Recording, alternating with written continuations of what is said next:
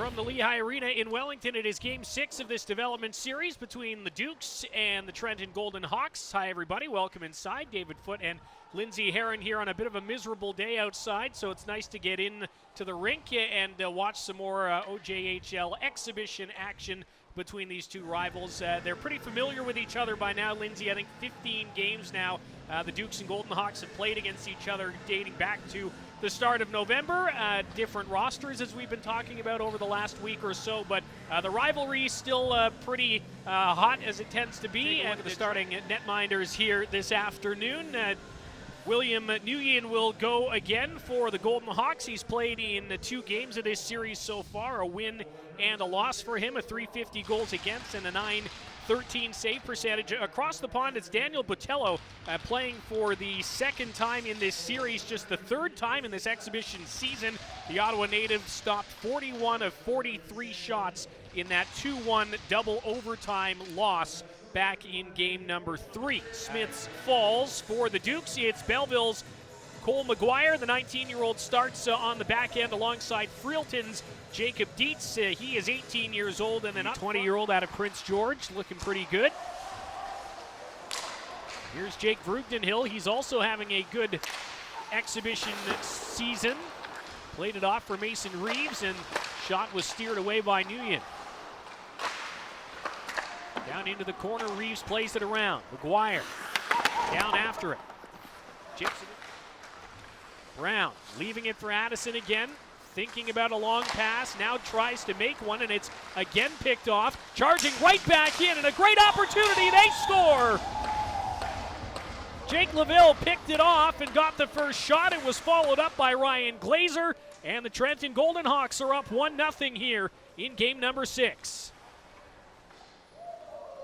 Well, a couple of uncharacteristic mistakes from Ben Addison. This one just a telegraph pass right up the gut. And LaVille doing a nice job to use his speed and size and drive to the net. Good first save by Botello. And a heads-up play here by Glazer to follow it up, and looking like Bobby Orr flying over the goaltender after burying that. Yeah. Trenton just completely turning it around. It's another point for LaVille. His second assist, 4th point of the series, 6th point of the exhibition season. Has another chance right out in front, they score! Who left Sam Williamson all alone in the slot? No mistake there from Williamson, and it's his 3rd of the series.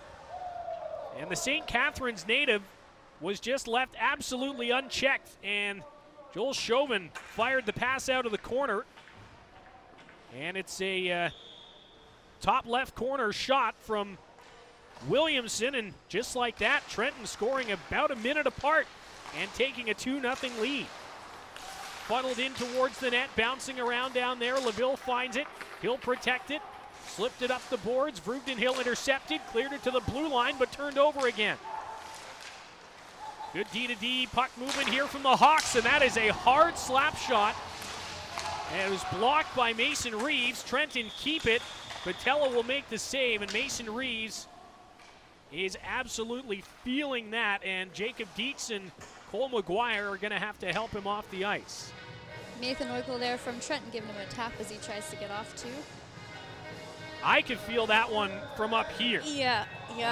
Point blank, and gosh. So Ryan Glazer's 2nd of the series, Sam Williamson's 3rd, about a minute 15 apart, capitalizing on a couple of Wellington mistakes.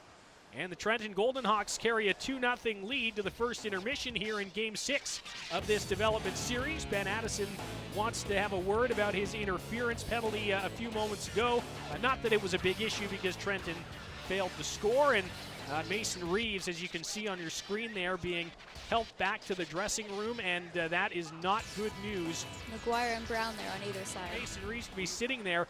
Better news that he's on the ice and skating and seeming to be moving well. So thankfully, just a stinger that he took near the end of that first period on that shot block. With a shot blocked on the way by Rogers. White races to his own rebound and feeds it up to the point for Kitchen. Holding the line. They want White to shoot, and he did. It hit a skate, a huge rebound for Addison, who had half a net, and he got disrupted just enough by Caden Kekowicz and may have broken a twig. Another shot, missing. Bouncing in behind the Trenton goal, McDougall. In the hash marks for Ignazito as it came across and got stopped. And Wellington with all kinds of pressure here, and they'll keep it on as it doesn't get out of the zone. There's a shot blocked by Rogers as McDougall resets things. Kitchen, McDougall fires, another block by Rogers. And finally it'll come out of the zone. What a shift from James Rogers, blocking 2 shots at least. As the Dukes come in once more, another shot block, that time by Eichel. And the Dukes again reset it. Pass in front for McDougall, couldn't get a stick on it. Here's White, he'll fire, blocked by Eichel again. Up to the blue line, James White once more. His pass will be picked off by Boyer, and he'll lift it over there for LaVille to race after. And maybe not, as Addison's pass is wayward and forcing James White to have to wind up again. Then a little bit of forechecking pressure from Caden Kekowicz, and the Dukes won't get another opportunity, but they will have a minute's worth of power play time when the third period resumes. Again, the first period goals from Ryan Glazer, his second of the series, Sam Williamson's third, and a bunch of blocked shots have the Trenton Golden Hawks up 2-0 on the Dukes after 40 minutes. We'll take a break and be back to Game 6 of this spring development series on the OJHL tonight.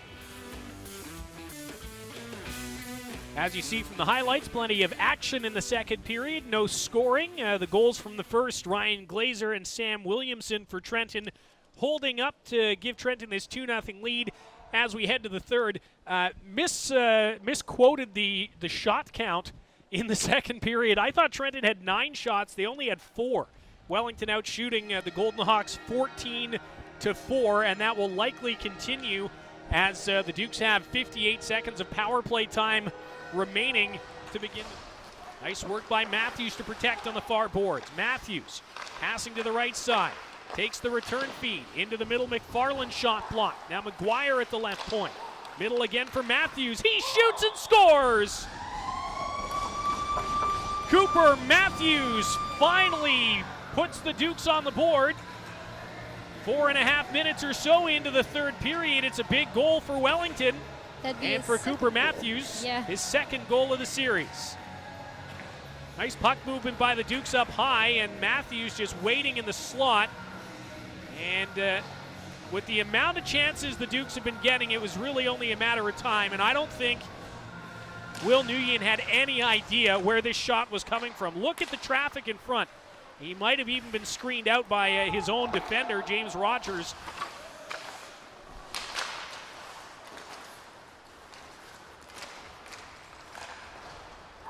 And get a sudden death for a series winner. Here is Cooper Matthews again, and he will score his second of the night and tie the game. And the Dukes draw even with 8:25 to go.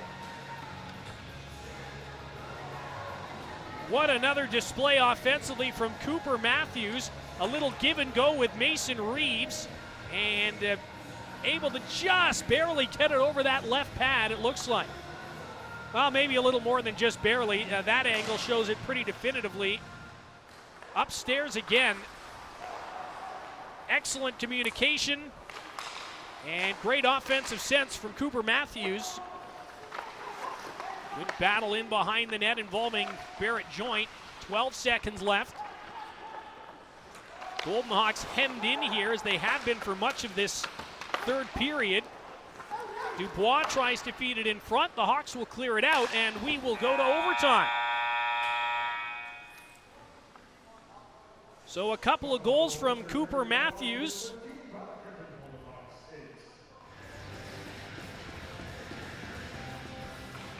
So here we go, 4-on-4 for 5 minutes. If we can't get a winner, we will play 3-on-3. Brugden Hill, Joint, and Matthews for Derek Smith, so no surprises there. Lots of speed out there is Matthews, who has 2 goals here. And it's got a clarification as well on those body checking penalties. The first body checking penalty leads to a warning to both benches. Second body checking penalty after that is an automatic game misconduct. So that's what happened. Here's Vreugdenhil trying to break free. Jake Vreugdenhil is on a breakaway, scores! 40 seconds into overtime, and Jake Vreugdenhil completes the comeback. The Dukes pick up a 3-2 win and retake the lead in the series.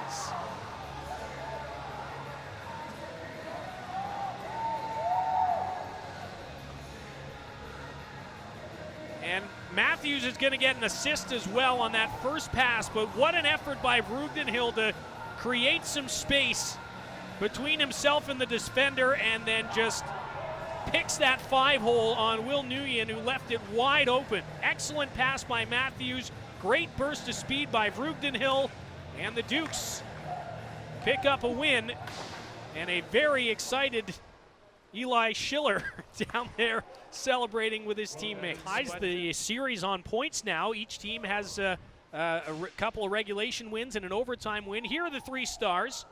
And Will Nguyen, again, just had an excellent night. He was under fire the whole game pretty much, and this one could have been much more out of hand if not for him.